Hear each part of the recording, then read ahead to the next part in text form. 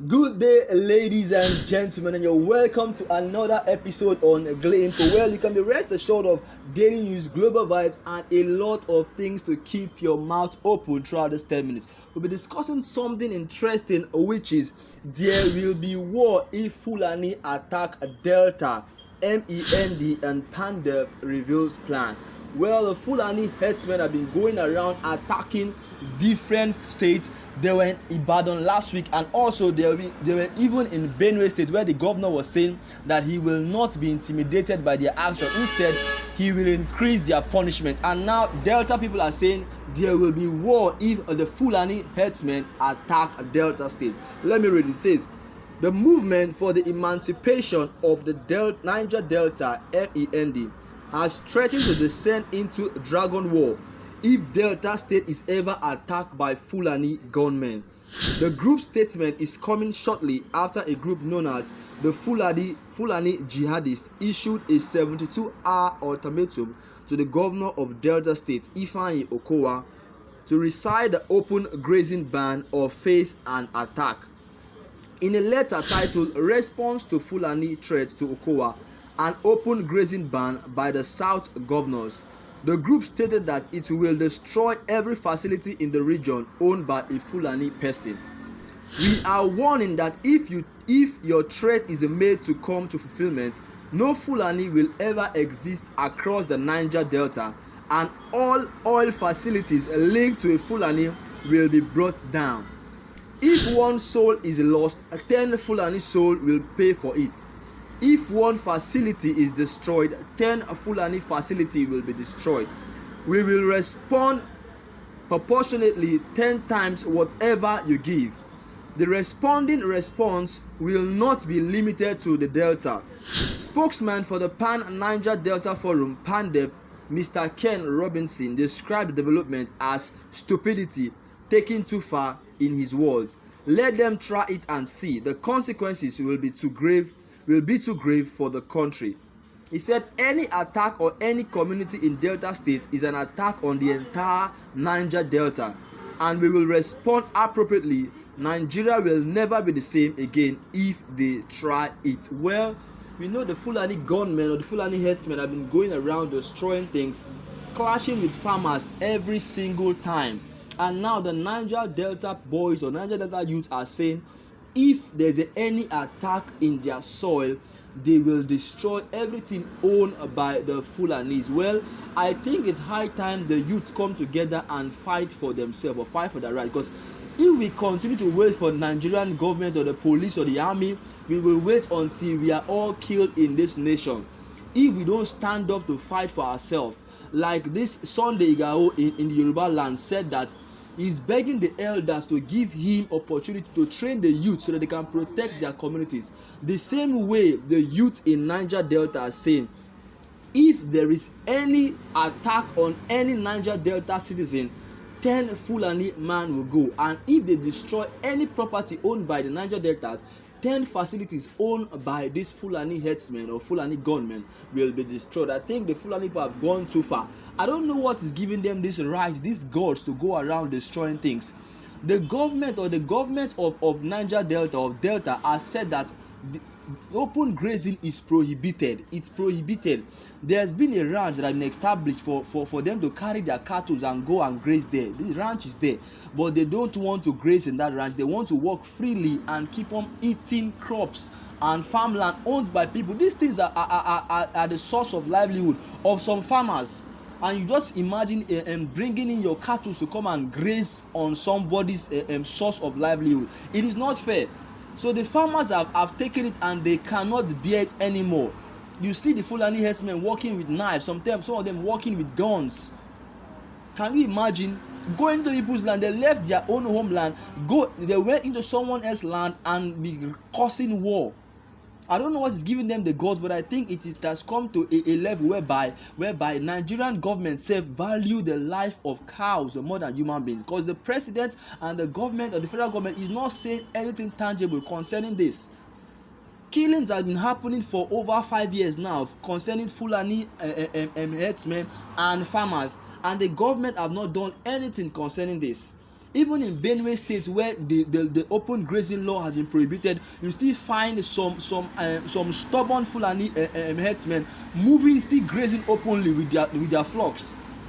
So the federal government in Nigeria has shown that the lives of animals, of cows, are more valuable than the lives of animals. So now Niger Delta have taken upon themselves that if any Fulani man touch any property of any Niger Delta, they will be killed and their properties too will be destroyed.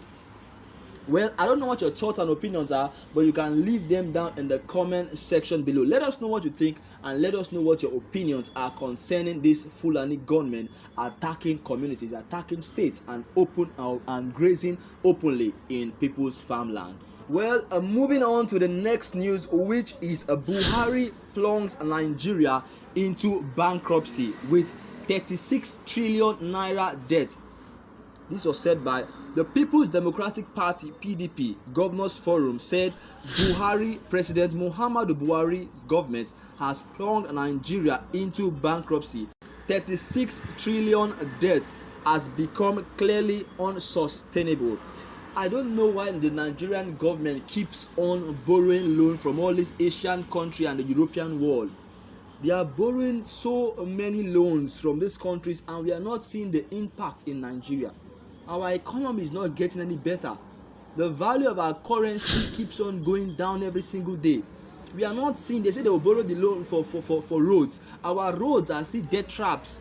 They say they borrow the loan to bring stable electricity to Nigeria, but still till date we are still having poor electricity, poor water supply, bad roads, bad medical facilities, and so many other things. So what is the government actually doing with this loan?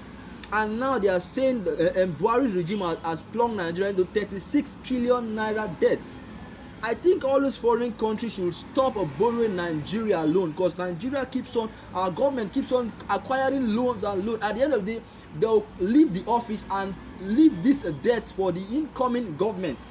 And what I do is, so we all know that they are all packing all this money into their pocket, into their saving account, and spending Nigerians' money uselessly. So now let me read what it says. It says they reached the conclusion at the end of their meeting held at the government house, Uyo, Akwa Ibom State on Monday. In a 14-point agenda read by Governor Aminu Tambuwa of Sokoto State, who chaired the meeting, the PDP governors frowned at the rising and seemingly uncontrollable debt profile of Nigeria, with over 80% of a normal appropriation spent on debt servicing. All the gains of the PDP government under Chief Olusegun Obasanjo (GCFR), where Nigeria excited its foreign debt obligation, has been destroyed. Borrowing for frivolous items such as funding the Nigerian Television Authority is scandalous. Money should only be borrowed for productive purposes, as Nigerians' current debt of over 36 trillion naira is becoming clearly unsustainable relative to our earning and GDP. The meeting also frowned at the opaque manner of Nigerian National Petroleum Corporation (NNPC) carried out its operations, particularly its recent decision not to make statutory contribution to the federal account. The governors knocked the NNPC for starving the state and local government, and indeed Nigerians, of funds needed for employment, development, and general well-being. Under the Constitution, the NNPC is duty-bound to make proceeds of sale or business of petroleum available to the Federation accounts, which belongs to the three tiers of government, excluding reasonable and verifiable and verifiable cost of operation. Well, we can see that in regards to our earning and GDP, this money we are borrowing is not in equilibrium. We are borrowing more than we are generating, or we are borrowing more than we can pay. This government should only we are supposed to borrow money, money that we can pay back, or money that should be used for productive purposes, not borrowing money to fund NTA. How can the government be borrowing money to fund a television station? this government, they're just looking for ways to siphon money into their pocket and continue living their flamboyant lives. So I think something should be done about this, and I think Buhari's government should find a way to improve Nigerians' economy, because as it stands now, we are really going down when it comes to our currency, when it comes to the economy, when it comes to our world ranking. We are really going down. Can you imagine a loan or a debt of 36 trillion naira? This is so much. This is so much. And Buhari regime only have, I think, 2 years before he steps down. This is already his 6th year in power. So can they meet up? Can they pay up this 36 trillion naira within this space of 2 years? When pensioners are complaining, going on strike, medical doctors are going on strike for lack of payment, and even the minimum wage have not yet been implemented in most states of Nigeria. The 33,000 naira minimum wage, some states are still paying 18,000 naira. So when will they meet up all these needs or all these demands, and where will they still have enough to pay up 36 trillion naira debt? I think this current government of Nigeria is not really managing Nigerian resources. Well, I don't know much, but let us know your thoughts and opinion. You can leave that in the comment section below. Thanks for staying tuned, and thank you for watching the Glee Info. If this is your first time, please, I would love you to hit that subscribe button and also hit the bell by the side, so whenever we drop our daily content, you will be the first to get notified. Keep watching Glee Info, and God bless you.